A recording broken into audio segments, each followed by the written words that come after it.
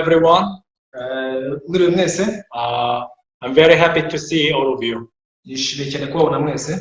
Tonight, we are going to read Luke chapter 5 Kuri uyu mugoroba tugiye gusoma muri Luka ibice 5 from verse 1 through 11. guhera ku murongo wa mbere kugeza ku wa 11. Luke chapter 5 from verse 1 through 11. Luka ibice 5 guhera ku murongo wa mbere kugeza ku wa 11. If you found it, then let us read. Niba mwahageze reka dusome. So it was, as the multitude pressed about him to hear the word of God, that he stood by the lake of Gennesaret. Yesu yarahagaze mu kibaya cy'inyanja ya Genesareti, kuko abantu benshi bamubyiganaho ngo bumve ijambo ry'Imana. And saw two boats standing by the lake, but the fishermen had gone from them, and they were washing their nets. Abona amato abiri atsitse ku nkombe y'inyanja, ariko abarobyi bari bayavuyemo bamesa inshundura zabo. Then he got into one of the boats, which was Simon's, and asked him to put out a little from the land. And he sat down and taught the multitudes from the boat. Yishyira mu bwato bumwe bwa rwa Simoni, amusaba kubutsuraho hato ngo buve ku nkombe, aricara yigisha abantu ari mu bwato. When he had stopped speaking, he said to Simon, "Launch out into the deep and let down your nets for a catch." Arangije kuvuga abwira Simoni ati, "Igihe muhengeri mujugunye inshundura murobe." But Simon answered and said to him, "Master, we have toiled all night and caught nothing. Nevertheless, at your word, I will let down the net." Simoni aramusubiza ati, "Databuja, twakesheje ijoro dukora cyane, nyamara ntacyo twafashe, ariko kuko ubivuze reka nzijugunye." And when they had done this, they caught a great number of fish, and their net was breaking. Abikoze bafata ifi nyinshi cyane, ndetse inshundura zabo zenda gucika. So they signaled to their partners in the other boat to come and help them. And they came and filled both the boats, so that they began to sink. Babuza abagenzi babo bari mu bundi bwato ngo baze babatabare, baraza kuzuza amato yombi bituma yenda kurengerwa. When Simon Peter saw it, he fell down at Jesus' knees, saying, "Depart from me, for I am a sinful man, O Lord." Petero ngo abibona atyo yikubita imbere ya Yesu ati, "Baho ndi databuja ko ndi umunyabyaha." For he and all who were with him were astonished at the catch of the fish which they had taken. Kuko ubwo yari yumiwe n'abari kumwe nawe bose babonye izo fi bafashe. For he and all who were with him were and so also were James and John, the sons of Zebedee, who were the partners with Simon. And Jesus said to Simon, "Do not be afraid. From now on you will catch men." Na Yakobo na Yohana bene Zebedayo bari bafatanyije na Simoni, nabo birabatangaza. Yesu abwira Simoni ati, "Itinya, uhereye none uzajya abantu." So when they had brought their boat to land, they forsook all and followed him. Bamaze kugeza amato yabo ku nkombe, basiga byose baramukurikira. Everything begins from our heart. Buri kintu cyose gihera mu mitima yacu. According to what kind of heart you have, bitewe n'umutima ufite uwo ari wo. Even if you are in the miserable situations, you will have happiness. Nawe uri mu bihe bibi cyane wabasha kugira ibyishimo. But if your mindset is negative, ariko niba imyumvire yawe ipfuye, even if you are in the better situation than any other people in the world, nawe uri mu mibereho myiza cyane kurenza abantu bose bo mu isi, you will always live in misery. Igihe cyose uhora ubaho mu byaha. Why is it so important for us to learn the mindset? Ese kwiga kugira imyumvire myiza kuko ari ingenzi. And why is it so important for us to learn the word of the heart? Kandi se kuko ari ingenzi cyane kwiga ibijyanye n'imibereho y'umutima. Because everything is determined by our heart. Kubera ko ibintu byose bigenwa n'umutima dufite. But unfortunately, so many people, they do not know about this secret. Ariko icyo baje nuko abantu benshi batazi ikiri ibanga. Therefore, most of the people, they just want to change their situation. Abantu benshi bashaka guhindura gusa imibereho barimo. But even if you are in the good situation, ariko nawe uri mu mibereho myiza, if you live with the negative mind, everything will be seen in your eyes in a negative way.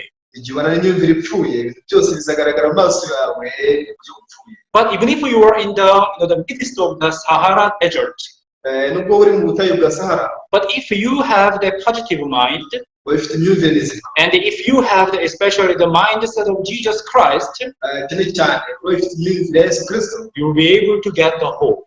uzabasha kugira ibyiringiro. And this hope will take you to another level. Bya byiringiro biza kujyana ku by'intera ye. That's why it is so important for us to learn the word of the heart. Niyo mpamvu ari ingenzi cyane ko twakwiga ibijyanye n'imikorere y'umutima. Unfortunately, most of the people, they do not know the word of the heart exactly. Icyo baje nuko abantu benshi batazi imibereho y'imitima yabo neza. Why? kuki Because now this generation, this world does not allow people to learn the word of the heart. impamvu nuko iki kiragano turimo isi ntabwo ikundira abantu kwiga ibijyanye n'imitima yabo. There are so many material things, hari ibintu byinshi cyane bifatika and people follow the material world.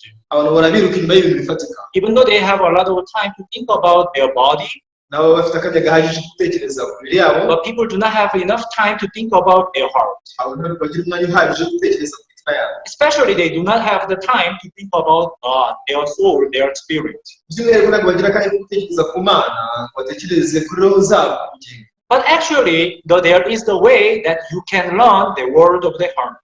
nyamara uburyo bwose hari uburyo wakwiga mu bintu bijyanye n'umutima w'umuntu. How can you learn the word of the heart? ese ni gute wakwiga ibintu y'umutima w'umuntu? We have the Bible.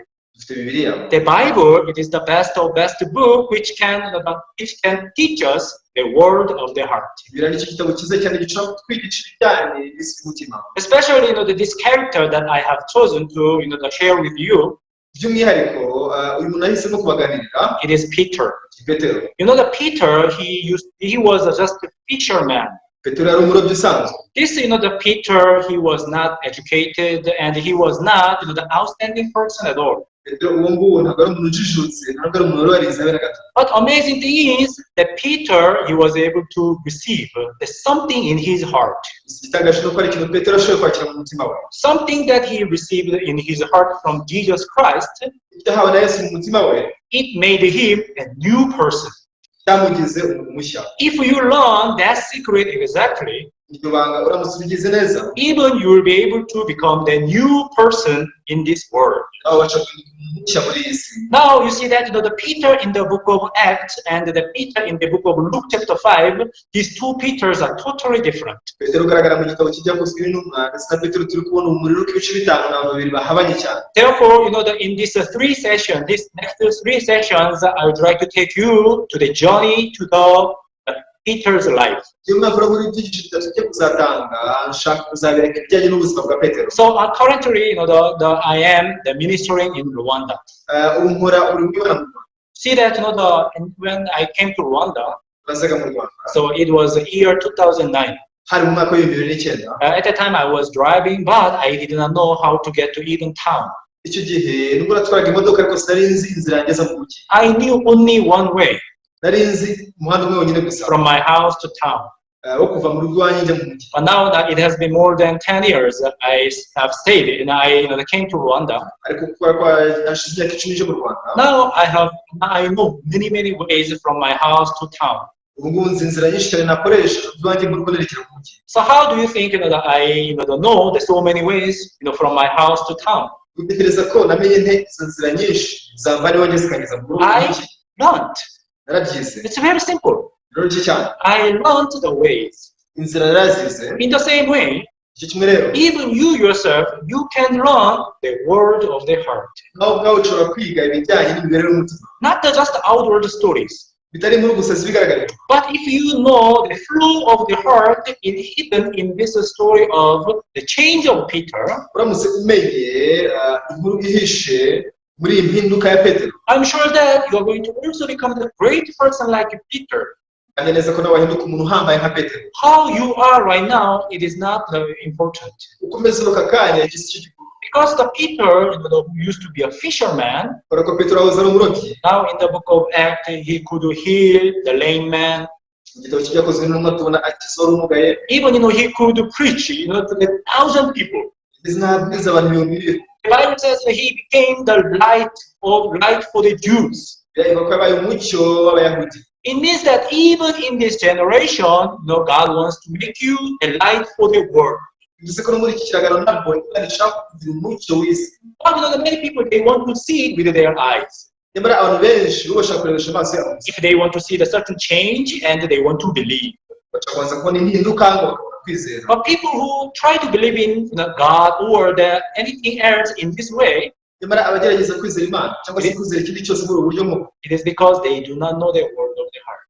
kibatera no kuba batazi neza imikorere y'umutima. Even to believe in God, buryo no kwizera Imana nacyo, if you know His heart, uramutse umenye neza umutima wawe. if you know the heart of God, it will be very easy and simple for you to believe in God. uramutse umenye umutima w'Imana bizakorohera cyane kwizera. But you know what?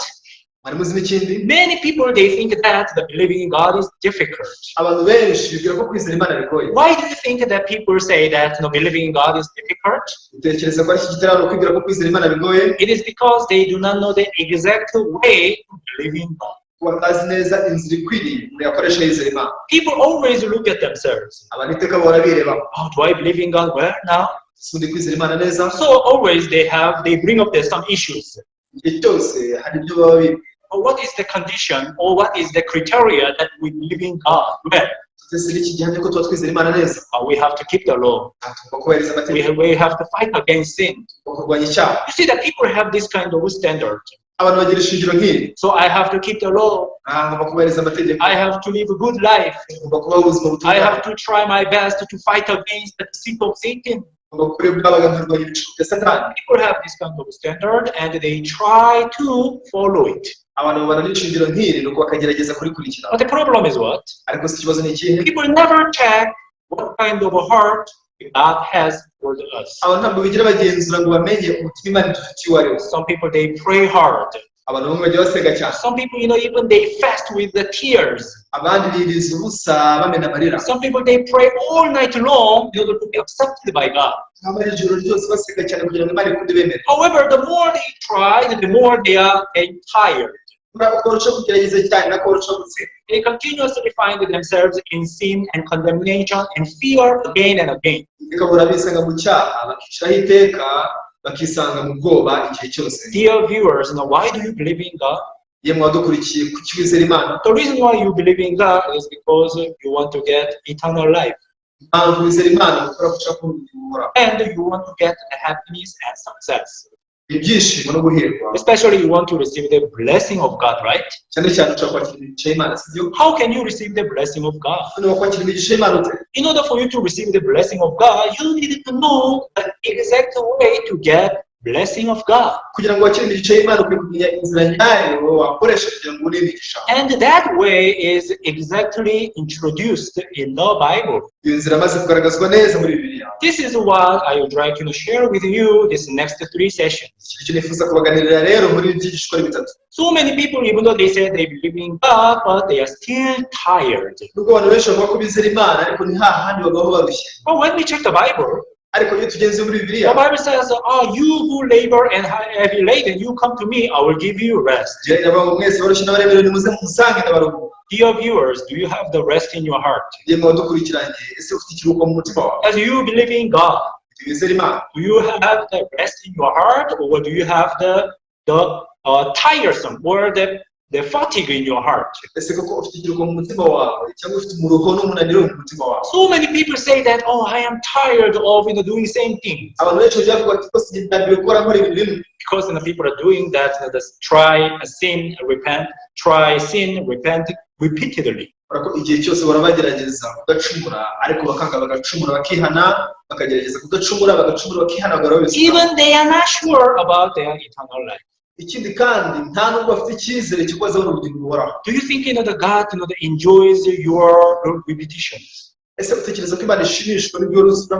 God, He promised imana yarasezeranyije through Jesus Christ, binyuze muri Yesu Kristo, I will give you rest. nzabaha ikiruhuko. Even Jesus said, you come to me, right? ese ubwo rero ati nimuze musange. Even God said many times, n'imana yagiye ivuga kenshi, return to me, ungaruke, come to me, muze musange, I'm going to give you the water and wine. ndabaha amazi na vino. Or are you tired? ese murarambiwe? Are you thirsty? ese mufite inyota? You come to me, muze I musange, will give you the water ndabaha amazi without price.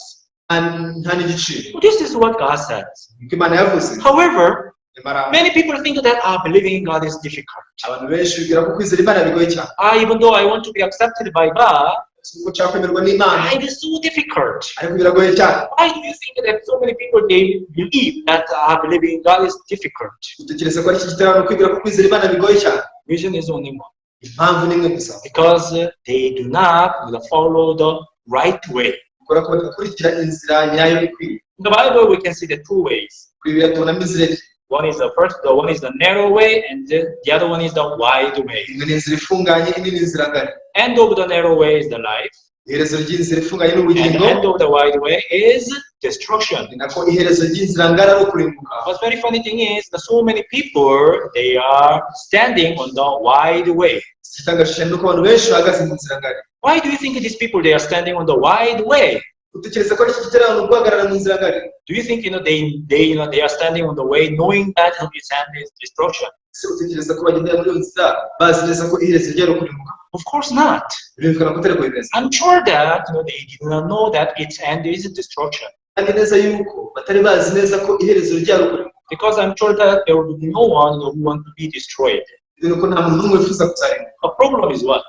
ariko si ikibazo ni iki? They do not know that its end is destruction. ntabwo bari bazi yuko iherezo ryari ukurimbuka. In the same way, iki kimwe rero if you learn the word of the heart, uramutse wize ibijyanye n'isi y'umutima, it is not that you can be successful because you decided to be successful. burya ntabwo wahirwa kubera ko wabyiyemeje gusa. It is not that you can be happy because you decided to be happy. ntabwo ushobora kwishima kubera ko wabyiyemeje gusa. Even though you want to believe in God, nako nawe waba ushaka kwizera Imana. it is not that you can believe in God because of your determination, ntabwo wabasha kwizera Imana neza kubera ko kubera umurava wawe even gusa. because of your wish. kubera ibyifuzo byawe gusa. In order for you to get the faith, you need to know the exact way of faith. kugira ngo ugere kwizera ugomba kumenya neza inzira nyayo yo kwizera. Without knowing the exact way of faith, igihe utazi neza inzira yo kwizera, no matter how hard you try, wagerageza cyane kose, you will never get the exact faith. ntabwo uzigera ubona kwizera. Let's think about it. mureke tubitekereze. Suppose that you have bought one laptop bibaze wenda ko waguze mudasobwa imwe and you want to operate this laptop. ushaka gukoresha mudasobwa, The problem is that now you do not know how to operate this laptop. ariko ikibazo ni uko ubu utazi kwikoresha. So what are you going to do? uzakora iki? Are you going to just try to operate it by yourself? ese uzapfa kugerageza kwikanagura uko wishakiye kose? No. oya. In order for you to to operate that laptop, you first of all check that instruction. kugira ngo umenye neza gukoresha mudasobwa uzabanza ugenzura amabwiriza. Because each laptop, each brand has its instruction. kubera ko buri mudasobwa yose buri bwoko bwose bugira amabwiriza yayo y'ingenzi. So when you follow that instruction, automatically you will be able to learn how to even operate that laptop. rero mu gihe ukurikije amabwiriza ako kanya uzabasha kwiga uko wayikoresha iyo mudasobwa. Even to believe in God is same. no kwizera Imana nabyo nicyo kimwe. Even to learn the word of the heart is same. no kwiga ibijyanye n'isi y'umutima nabyo nicyo kimwe. I'm sure that you want to live with a positive mind. ndamya neza ko wifuza kubana n'imyumvire mizima. You want to live by faith. ushaka kubaho kubwo kwizera. Why? Because there's so many people in the Bible who live with a positive mind, who live with the faith. Their life was much more outstanding than anyone else in the world. abantu benshi muri biriya babanye n'imyumvire myiza babanye no kwizera ubuzima bwabo bwari ubuzima buhebuje kurenza ubw'abandi bose. That's why it is very much important for us to learn exactly the way introduced in the Bible. niyo mpamvu ari ingenzi cyane kwiga inzira nyayo bibiri twigisha. Actually, so many people they believe in God according to their way. Kumbira abantu benshi bizera Imana bagendeye ku nzira zabo. But as I said, ariko nkuko nabibabwiye, in order for you to learn how to operate this laptop you buy, kugira ngo urige uko wakoresha mudasobwa waguze, you have to follow the instructions. usabwa gukurikiza amabwiriza. What is the instruction for our spiritual life? amabwiriza y'ubuzima bwacu bw'umwuka ni ayahe? What is the instruction for the heart? ese amabwiriza y'imitima yacu ni ayahe? That is the Bible. Bibiliya. Therefore, when you exactly learn the Bible, impamvu biga neza Bibiliya, you will be able to know the heart of God. uzabasha kumenya umutima w'Imana. And when you exactly realize the heart of God, kumenya neza umutima w'Imana, you will be able to benefit a lot from the God. Imana uzayungukiraho byinshi cyane. You will be able to meet the preparation of God. uzabasha guhura n'ibyo Imana yateguye. God has prepared the eternal life. Imana yateguye ubugingo buhoraho. God has prepared every spiritual blessing. Imana yateguye imigisha yose. God has prepared a lot of great things in the Bible. Imana amaze gutegura ibintu bihambaye byinshi byo muri Bibiliya. What kind of things do you want to get from the Bible? ese ni iki wifuza kubonera muri Bibiliya? Let me tell you something. babwira iki? What about the courage of the David, who was not even afraid of Goliath? ese ishyaka rya Dawidi kutaragifite Goliath ibyo bizi? Don't you want to have that kind of courage in your life? ese ushaka kugira ishyaka nk'iryo mu buzima bwawe? Even though you are faced by so many problems and difficulties, you are standing still. nawe wahura n'ibyago byinshi ndetse n'ibibazo ugahagarara wenyine. You have this steadfast faith. ukagira kwizera gucikana. So what about that Joseph? naho se yosefu we bite Even though he was in the miserable situation, he was never disappointed. naho yabaye mu bihe bibi cyane ntiyigeze yiheba Even in the prison, the Bible says he became prosperous. biravuga ko yanahiriwe n'ubwo yashyize kuri gereza Don't you want to live with this kind of mind? ese uca kubana n'imyumvire nk'iyi Especially Peter, by'umwihariko petero who used to be a fisherman. wahoze ari umurobyi He was not well educated. yari yarize cyane He was not outstanding. yari umuntu uhambaye However, Ara- when we read the book of Acts, iyo dusomye igitabo cy'ibyakozwe n'intumwa he is like a little Jesus Christ. yarameze nka yesu kristo muto And he became the light for the Jews. yabaye umucyo w'abayuda Don't you want to live like this? ese ntushaka kubaho utyo I myself, yo bwanyu I never ever had a mind to live for others.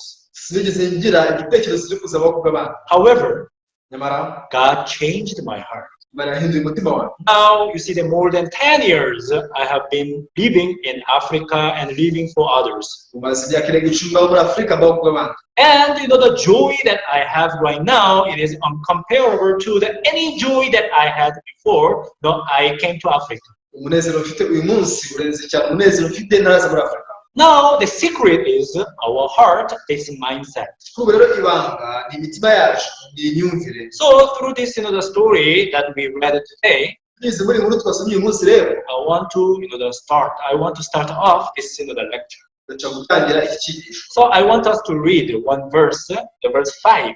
twifuza ko twasoma umurongo umwe buri wa gatanu Let us read Luke chapter 5, verse 5. reka dusome luka ibice bitanu umurongo wa gatanu But Simon answered and said to him, Master, we have toiled all night and caught nothing. Nevertheless, at your word, I will let down the net. ubundi aramusubiza ati databuja twakesheje ijoro dukora cyane nyamara ntacyo twafashe ariko kuko ubivuze reka nzijugunye As I told you that this Peter, he was a fisher. kuko nabibabwiye petero uyu nguyu yari umurobyi The day when he met Jesus, he threw his net all night long. umunsi yahoraga na yesu yari yakesheje ijoro ryose agerageza kuroba cyane Here the Simon Peter, he said that we have toiled all night and caught nothing. hano simoni yaravuze ati databuja twakesheje ijoro dukora cyane nyamara ntacyo twafashe Actually, what is the starting point of the change?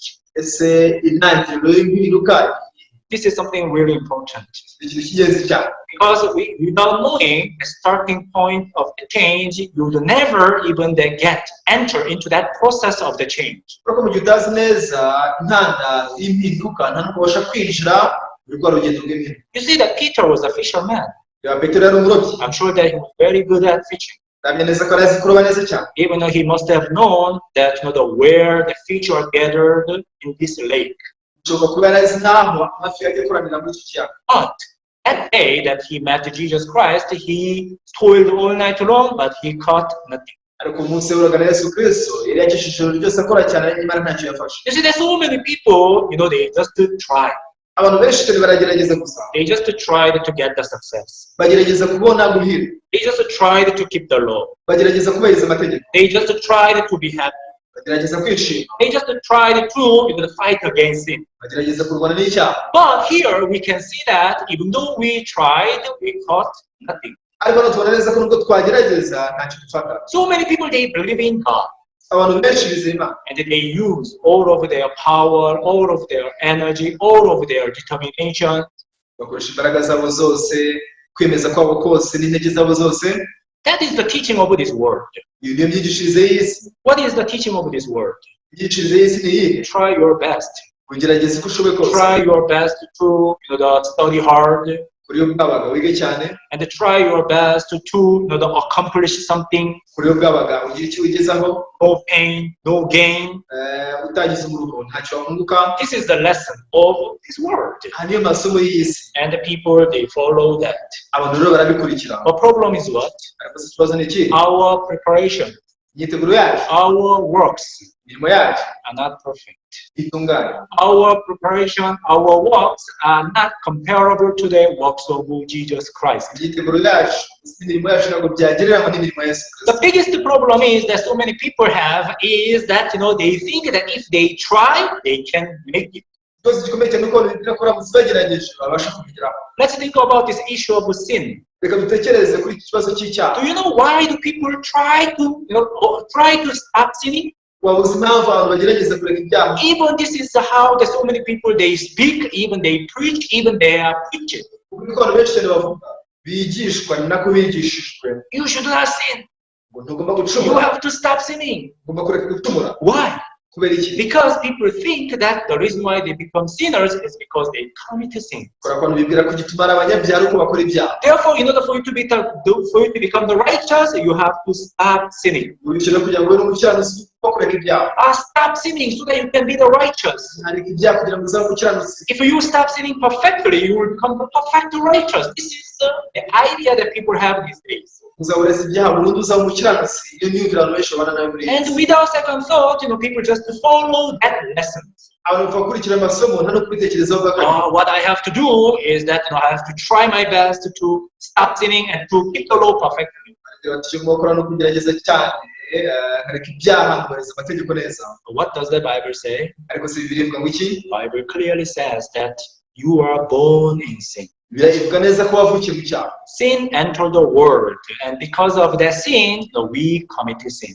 Icyaha cyaje mu isi gituma ducumura. Actually, now the Bible is talking about what is happening in our heart. Ubu rero Bibiliya iri kutubwira ibiri gukorekera mu mitima yacu cyane. I'm sure that you have never learned from your parents, from your teachers, how to sin, right? Ndamye neza ko utigeze wigishwa n'ababyeyi bawe habe n'abarimu bawe uko bakora ibyaha. But as you are growing up, even you are equipped with how to sin. Nyamara uko ugenda ukura wisanga ufite ubuhanga bwo gukora ibyaha. Even though you have never learned how to lie, but you are very good at lying already. Ngo utigeze wiga uko babeshya ariko wisanze uzi kubeshya. Why? Kubera iki? Because the Bible tells us that you are born in sin. Kubera ko Bibiliya itubwira neza ko wavukiye mu cyaha. You are born as a slave of sin. Wavutse uri imbata y'icyaha. It is not matter whether you try or not. Igikuru si kugerageza cyangwa se utagerageza. Because you are born in sin, therefore you are under the power of sin. Kubera ko wavukiye mu cyaha niyo mpamvu waba mu butware bw'icyaha. So I am from South Korea.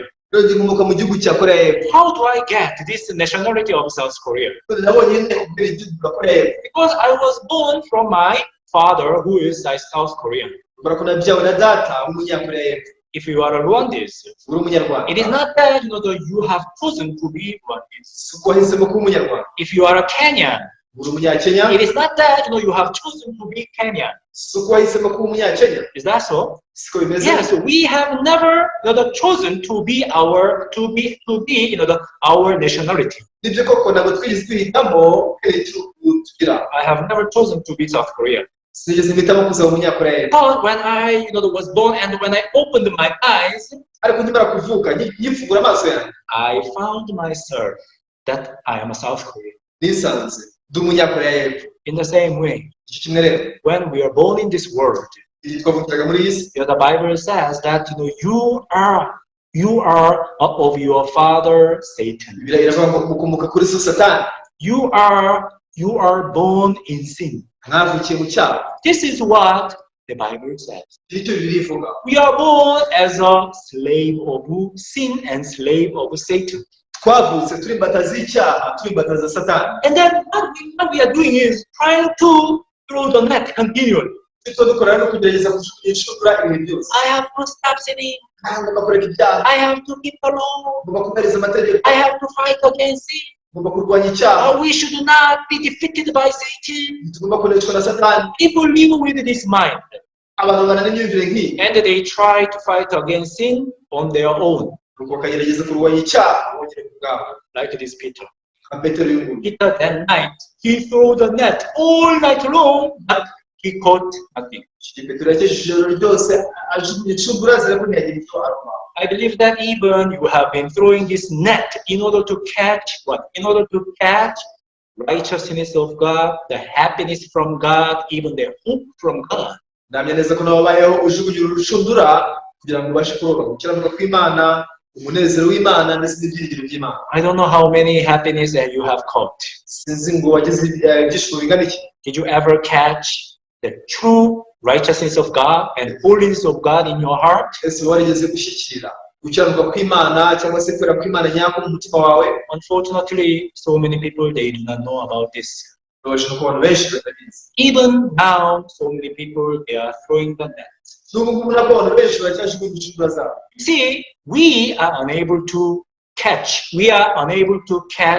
righteousness of God, holiness of God by ourselves.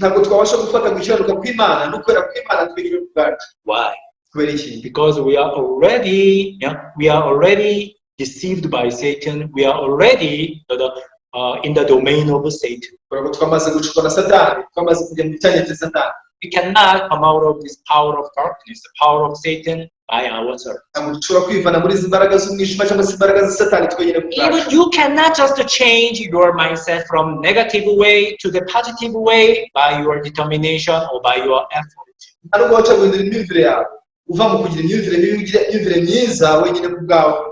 Why? Because we humans, we are like moon. Moon does not have any ability to shine the light. Moon does not have that power. Even if moon try to shine the light, since the moon is not the planet that makes the light,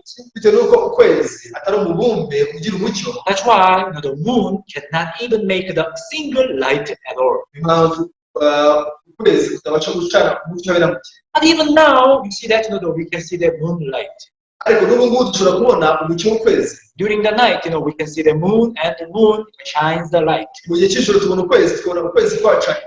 How can moon shine the light? Is it from moon? No, it's not from moon. It is from sun. When moon receives the light from sun, now we can see that even moon is able to shine the light. Even our heart is like that. The Bible says, we humans, we are earthen vessels. Now, so many people, they try to change their earthen vessel. But earthen vessel itself is nothing. See that according to what contains in this earthen vessel, the value of this earthen vessel will be changing. One thing that we need to know clearly, the starting point.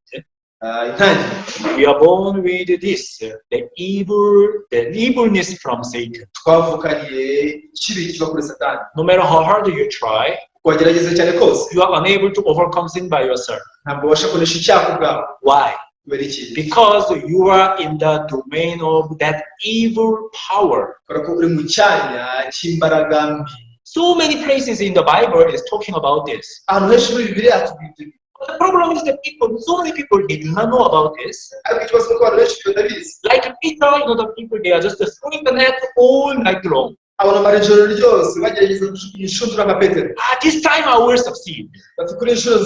This time I will keep the law. This time, I will succeed to stop sinning perfectly. People pray to God. God, please give me the power so that I can stop sinning perfectly. I don't know if this prayer has been answered to you exactly. God will never listen to that prayer. You know why? Because God has already concluded in the Bible that everyone does sin. No one does good, no, not one. The heart is deceitful above all things and desperately wicked. God has already concluded that you are born of your Satan, your father Satan. God does not give you the power to stop sinning by yourself. Therefore, God prepared the new way. byatumye Imana igena indi nzira nshya. God prepared the new power. Imana yagennye izindi mbaraga nshya. That is Jesus Christ. Izo ni Yesu Kristo. Now, the Peter who toiled all night long but failed to catch any fish. Petero rwakesheje ijoro ryose akora cyane nyamara ntiyabasha kuroba ifi. That day he was able to meet Jesus. Uwo munsi bashije guhura na Yesu. Jesus, that he spoke one word which is very interesting. Yesu yavuze ijambo rimwe rishishikaje cyane. Jesus said, "I did not come to see, I did not come to see the righteous, but to save the sinners." Yesu yagize ati sinazanywe no guhamagara abakiranuka keretse abanyabyaha. Who needs a physician actually? Ninde ukenera umuvuzi? Not the healthy person. Umuntu ufite amagara meza. Sick person. Ni umurwayi. So starting point of the true change. Rero intangiriro y'impinduka y'ukuri. To realize who you are before God. Gutahura neza uri we ry'Imana. Yes, I'm not saying that that you shouldn't be evil to others. Sindi kuvuga ngo ujye witwara nabi ku bandi. Even if you are evil to others, nawe kwitwara nabi ku bandi. Or even if you are good to others, nawe nakwitwara neza ku bandi. Actually, it has nothing to do with God. Ibyo ntaho bihuriyeho n'Imana. Because your goodness, or your evilness, cyangwa se ibibi byawe, it is maybe good or evil to others, kuba byiza cyangwa se ibibi ku bandi. But ariko what you needed to focus on is what God says in the Bible. Icyo ukeneye kwitaho ni ukumenya icyo Imana ivugira muri Bibiliya. Even if you think that you are very good to others, nawe wakubwira ko witwara neza ku bandi, or you are very good, not more than others, nawe wakubwira ko uri mwiza cyane kurenza abandi, God says, Imana iramusibuze ngo you are not as good as me. ntabwo uri mwiza nkanjye. If you are not as holy as me, ntabwo wera nkanjye. You are not as righteous as me. ntabwo ukiranuka nkanjye. And if God does not accept you, Imana itakwemereye, you will never go to heaven. ntabwo wazigera ujya mu ijuru. We can find such people in the Matthew chapter 7. abantu nk'abo dushobora kubona muri Matayo ibice 2. Jesus said, Yesu yagize ati, many will say to me in that day, umunsi benshi bazambwira bati, Lord, Lord, have we not prophesied in your name? Do not cast out demons in your name, done many wonders in your name? mwami ntitwukeneye abadayimoni mu izina ryawe, twakoze ibitangaza byinshi mu izina ryawe. What does this mean? Ni ukuvuga iki? Jesus, Yesu, we have done a lot of good things. twakoze ibyiza byinshi. Even so many people called me that the greatest servant of God. Abantu benshi banyise umugaragu w'Imana ukomeye cyane. But Jesus said what? Ariko Yesu yavuze ngo iki? Who are you? Ese muri bande? I never knew you. Sinigeze kubamenya. Depart from me. Mwumve imbere. What does this mean? Ese bishatse kuvuga iki? You see, suppose that you want to join the university. Reka twibaze wenda ko ushaka kujya muri kaminuza. You prepared the tuition. Wateguye amafaranga y'ishuri. Even you got the house near this university. Wanakodesheje inzu hafi y'ishuri. And you have already bought all the textbooks. Waguze n'ibitabo byose bikenewe. If you prepared everything. Wategura ibintu byose. If the university does not give you the permission to enroll the university, ubuyobozi bw'ikigo butaguhaye umwanya wo kwigamo, it is impossible for you to join that university. Byagushobokera kwiga muri iyo kaminuza. Now this is what the Bible tells us. Rero iki nicyo Bibiliya itubwira. Many people, they have this sin problem. Abantu benshi bafite ikibazo cy'icyaha. And they try to make the solution by themselves. Kandi bagerageza kwihangira umuti bonyine ku bwabo. But how can they get to the solution without what sin is? Ese umuti wabona bate batazi n'icyaha icyo ari cyo? So many people, they count the sin as some evil thoughts and evil actions only. Abantu benshi batekereza ko icyaha hari ibitekerezo bibi gusa ndetse n'imigenzo mibi. What the Bible clearly says, ariko Bibiliya ivuga neza the problem is that the heart that you are born with, ikibazo ni umutima wavukanye. This heart that you inherited from Satan. Umutima wakomoye kuri Satani. That is origin of sin. Ubu nguwo niwo nyirabayazana w'icyaha. No matter how hard you try, wagerageza cyane kose, you cannot be free from sin by yourself. Ntabwo wazigira ubwoba icyaha wenyine ku bwawe. Can you imagine this? Tekereza kuri iki kintu. If you really could start sinning perfectly, and if you could keep the law perfectly, kuko ushoboye kureka ibyaha ukubahiriza amategeko neza mu buryo bwuzuye, God would not have sent us Jesus Christ. ntabwo Imana baratwoherereje Yesu Kristo. Why do you think that Jesus came down this world? Tekereza ko iki cyatumye aza muri iyi si. If we could keep the law, yaba dushoboye kubahiriza amategeko, if we could stop sinning perfectly, yaba twabasha gucika ku byaha burundu, God would not have sent us Jesus Christ. ntabwo Imana baratwoherereje Yesu Kristo. But the reason why God sent us Jesus Christ, ariko icyatumye Imana itwoherereza Yesu Kristo, it is because God already knows that we humans, we toiled all night long but caught nothing. nuko Imana izi neza ko twebwe abantu twarushye ijoro ryose dukora cyane nyamara ntitwagira icyo dufata. Before Peter met Jesus, Ariko Petero ahura na Yesu he always lived like this. yahoraga aba hatyo. Every night he threw the net, Ijoro ryose yajyaga ajugunya ijoro, expecting that today I'm going to catch the righteousness of God. yiteze ngo uyu munsi rwose ndibuze gufata gukiranuka kw'Imana. Today I'm going to catch the happiness. Uyu munsi ndibuze gufata ibyishimo. Today I'm going to catch the positive mind. Uyu munsi ndibuze gufata imyumvire myiza. Don't you live with this expectation? Ese wowe ntubaho witeze ibyo? Tomorrow will be better than today. Ejo hazaba ari heza kurenza none. Tomorrow will be okay. Ejo hazaba ari heza. People live with this vague expectation. Abantu babaho biteze ibintu nk'ibyo bidafite ishingiro. However, Nyamara when they see the despair again, iyo bongeye bakabona bihebye, when the people see the hopelessness again, iyo bisanze nta byiringiro bafite, now they continuously get disappointed. bakomeza gutengukwa.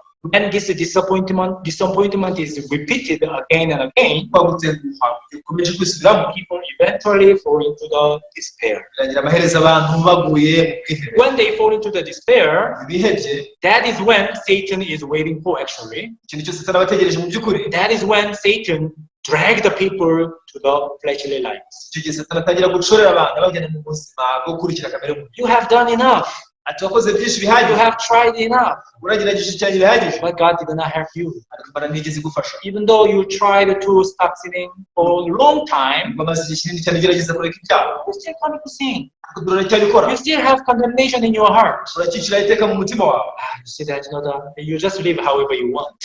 Ujye wiberaho uko ubishakiye. This is how so many people they fall into the deceit of sin. Abantu benshi cyane babwiye mu gishuko cya Satani. Now, that day that Peter met Jesus, Kuri uwo munsi Petero yahuye na Yesu when he failed, ubwo yari amaze gutsinda. at the time he was able to listen to the one word of Jesus Christ. Yabashije kumva ijambo rimwe rya Yesu Kristo. You see that this is a great incident. Ni ikintu gikomeye cyane. He listened to the one word. Yumvise ijambo rimwe. Dear viewers, Yemwe abantu bakurikiye, change begins from the listening to one word. impinduka itangirira mu kumva ijambo rimwe. Do you want to change in your life? Ese wifuza kugira impinduka mu buzima bwawe? It is not that you need so many things to make the change in your life. Ntabwo ukeneye ibintu byinshi kugira ngo impinduka ikugireho mu buzima bwawe. One word is enough. Ijambo rimwe ryonyine gusa rirahagije. What is that? Iryo ni irihe? What is that? Iryo ni irihe? This is what we are going to learn. Tugiye kwiga. So, let us read the verse 4. Reka dusome mu murongo wa 4. Launch out into the deep and let down your net for a catch. Gira imuhengeri mujugunye inshundura murobe. Now, this is the word of Jesus. Ni ijambo rya Yesu. But what I want to tell you is, Ariko icyo ushaka kubabwira ni uko now the heart of the Peter, which allowed him to listen to that word of Jesus.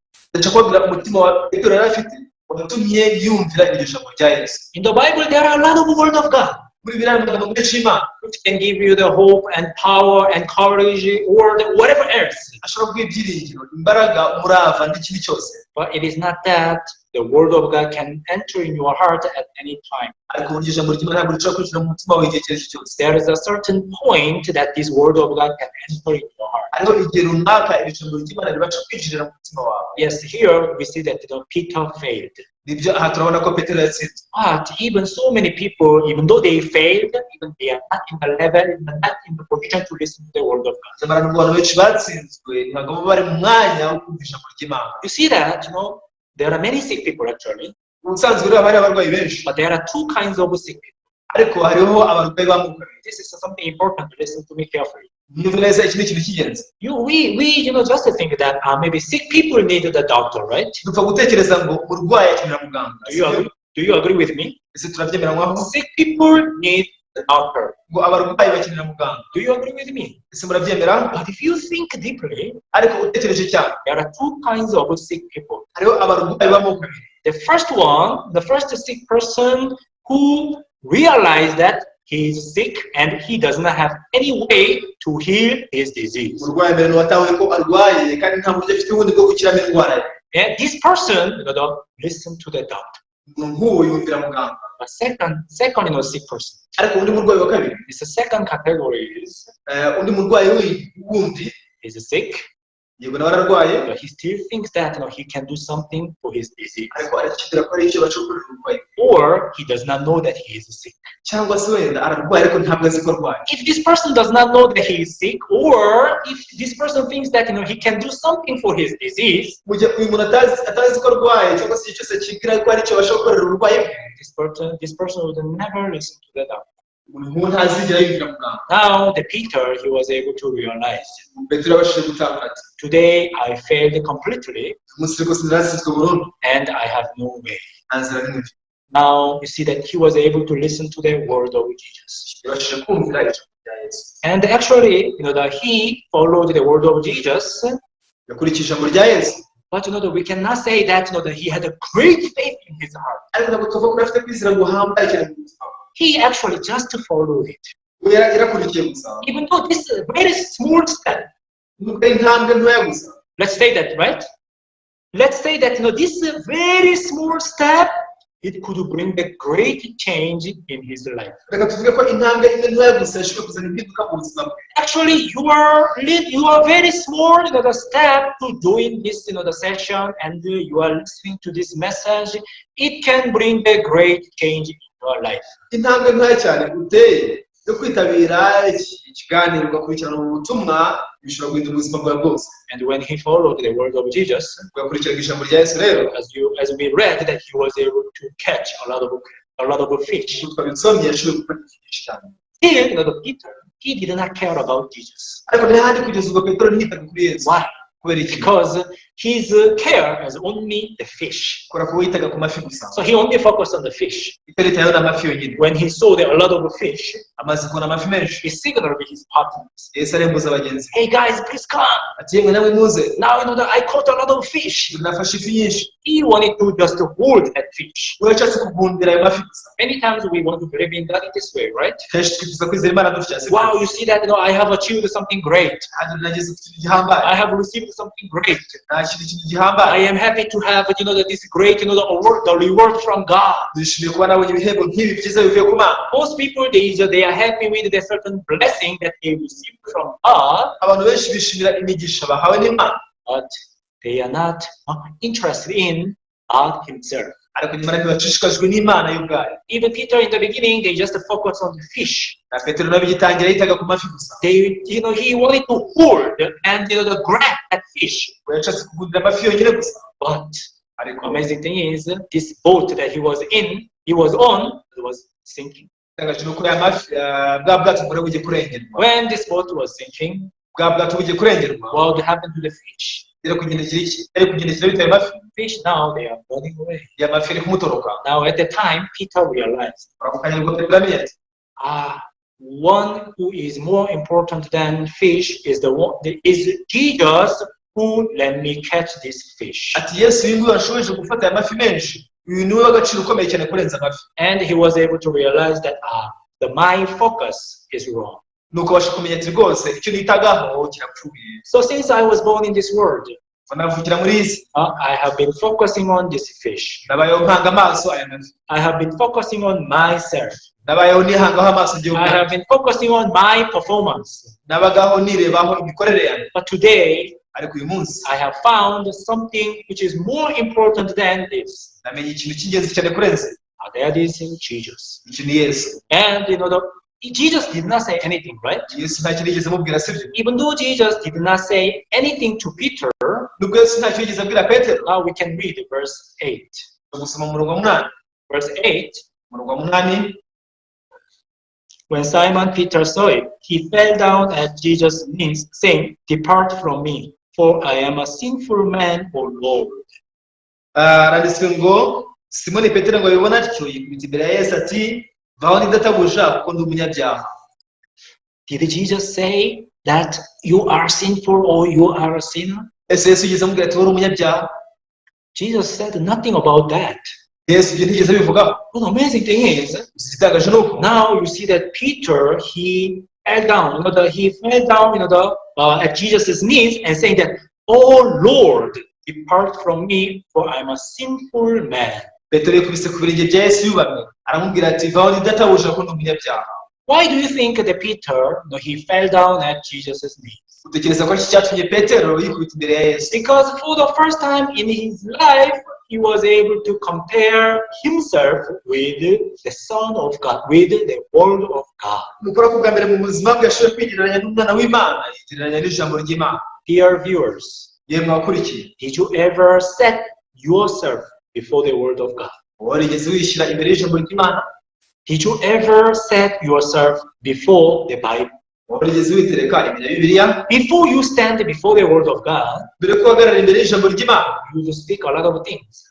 uvuga amagambo menshi. We have to believe in God in this way, in that way. Tugomba kwizera Imana gutya na We gutya. have to try our best to keep the law. Tugomba kureba ubwabo gatubahiriza We have to amategeko. try our best to stop sinning. Tugomba kureba ubwabo gatugacika ku byaha. You would be very talkative before you stand the Word of God. Mbere yuko uhagarara imbere y'ijambo ry'Imana rwose, wavuga amagambo menshi. I don't know if you have ever read the book of Job.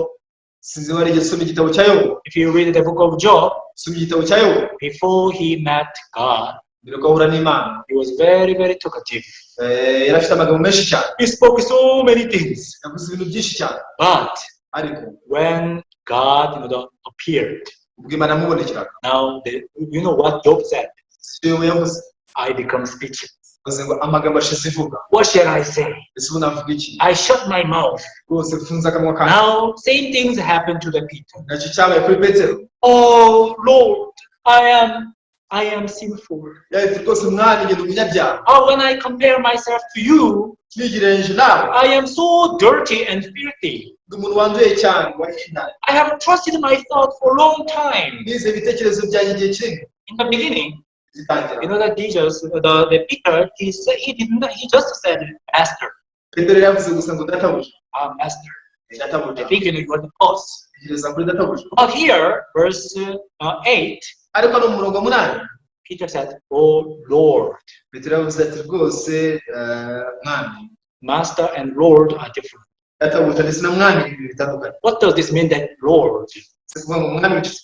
You are my Lord. Aho umwami wanjye. I am your servant. Umugaragu wawe. I am nothing. Ntacyo ndi cyo. Just speak to me, that I will do as you said. Icyo umbwira cyose ndagikora. Why? Kuki? Because I am sinful. Akunda umunyabyaha. I am dirty. Kandi This is the beginning of the true change. intangiriro y'ihinduka y'ubu. Now, the Peter, he realized his true figure. Petero yari amaze kumenya neza ishusho nyayo. After he exactly discovered his true image, Amaze gutahura neza ishusho nyayo. now, he was able to listen to the word of Jesus. Yabashije kumva ijambo rya Yesu. And that Jesus did not just leave him, Yesu ntiyamusize. he just spoke to him the second guidance. Yesu yamuhaye ubundi buyobozi bwa kabiri. That is the promise of God.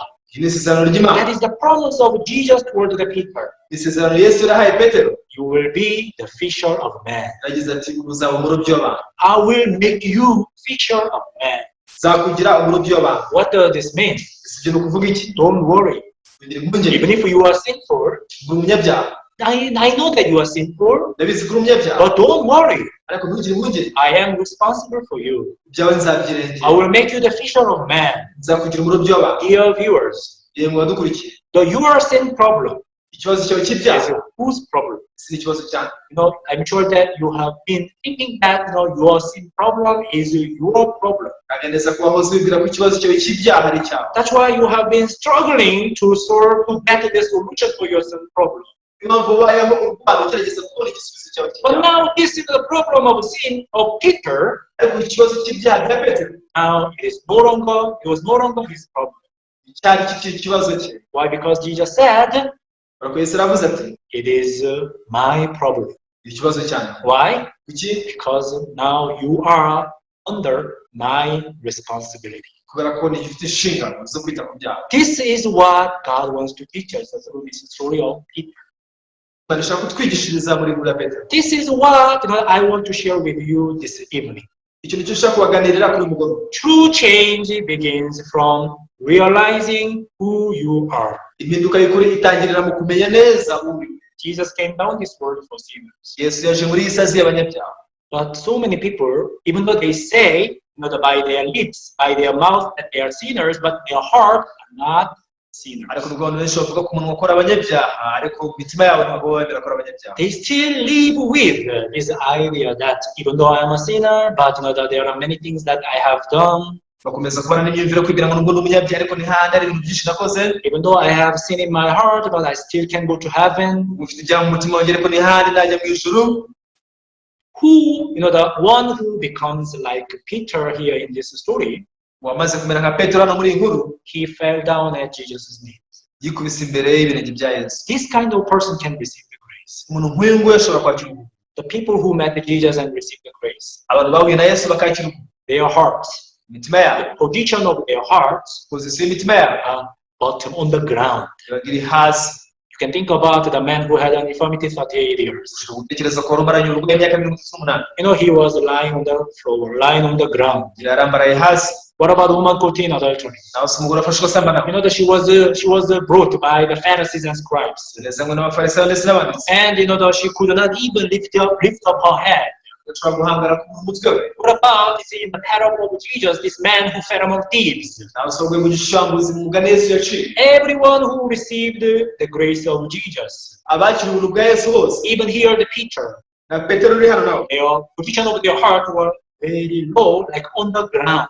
imitima yabo wari uri hasi cyane ku butaka. But ariko se in our heart, imitima yacu like the Zacchaeus. nka Zakayo. That Zacchaeus, he was very short, right? Zakayo ari mugufi cyane sibyo? But ariko he was climbing up on the sycamore tree. yatonderaga igiti cy'umuvumu aracyurira. Even though he is very short, ubwo ari mugufi cyane, but he was standing on the sycamore tree and looked down at everyone. yuri igiti cy'umuvumu atangira kurebera abantu bose hasi. This kind of people, they can never receive the grace of Jesus. abo ntibashobora kwakira ubuntu bwa Yesu. Why? Because the Zacchaeus, his heart is higher than Jesus. umutima wari wisumba kurusha usumba Yesu. True change impinduka y'ukuri begins from realizing who you are. ihera mu gutahura neza.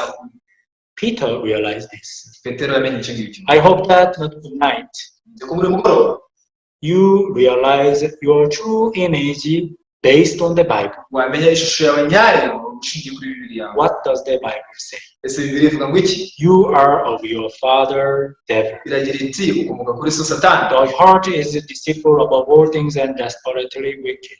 umutima w'umucukara kurenza ibintu byose kandi urahindanye cyane. As Peter testified that, for our Lord, depart from me, for I am a sinful man. Petero yavuze mu buhamya bwe ati bwose nzambe mbaho ndi ko umunyacyaha. I really hope that you realize this, igihe kwiciwa gitabo so that you can get the promise of God. kugira ngo ubashe kwakira isezerano ry'Imana. I know who you are. nzi uwo uri we. I know how sinful you are. nzi uburyo uri umunyacyaha. But it is not better to me. ariko ntacyo bivuze. Why? Because I have a solution for your sin problem. ariko mfite umuti w'ikibazo cyawe cy'icyaha. What is that? ni uwuhe? Blood of Jesus. ni amaraso ya Yesu. Death of Jesus. urupfu rwa Yesu. Resurrection of Jesus. umuzuko wa Yesu. This gospel. ubutumwa bwiza. Even though you are so sinful, ngo uri umunyacyaha cyane, but there is not a single sin that blood of Jesus cannot wash in this world. nta cyaha na kimwe amaraso ya Yesu atakoze muri iyi si. And when you believe this, ubyizera, this blood of Jesus will come inside of your heart, not your head, aya maraso ya Yesu aza mu mutima wawe bitari mu mutwe wawe, and you will be able to testify. uzabasha guhamya. Blood of Jesus washed all my sins. amaraso ya Yesu yogeje ibyaha byose. Jesus is responsible for me. Yesu birengera ibyaha. And when you live with this mind, ubona n'umutima nk'uwo, whatever problems and difficulties you may face, ikibazo cyose n'icyago wahura nacyo, always you will be able to get. iteka ryose uzahorana kunesha. Why? Kuki? Because Jesus is always with victory. ku Yesu iteka ryose nawe ahorana kunesha. So I'm so thankful to God who has given me this chance. ndashimira Imana cyane yampaye amahirwe. I really hope that all viewers you understand this message and receive it in your heart. Nkeneye ko mwese mudukurikiranye kwakira ubutumwa mu mutima wawe. Thank you very much. Murakoze cyane. I want to speak up here. Soreze hano. I hope that all of us we meditate this word tonight. Ngiye ko twese buri mugoroba. Yeah, thank you very much. Murakoze cyane.